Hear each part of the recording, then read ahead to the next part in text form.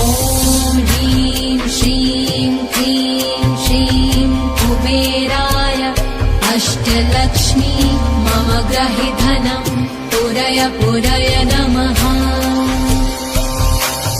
ॐ ह्रीं श्रीं क्लीं श्रीं कुबेराय अष्टलक्ष्मी मम गृहे धनं पुरय पुरय नमः।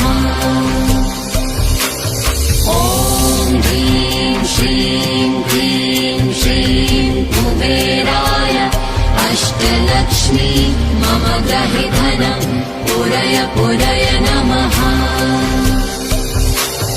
ॐ ह्रीं श्रीं क्लीं श्रीं कुबेराय अष्टलक्ष्मी मम गृहे धनं पुरय पुरय नमः। ॐ ह्रीं श्रीं क्लीं श्रीं कुबेराय अष्टलक्ष्मी मम गृहे धनं पुरय पुरय नमः। ॐ ह्रीं श्रीं क्लीं श्रीं कुबेराय अष्टलक्ष्मी मम गृहे धनं पुरय पुरय नमः।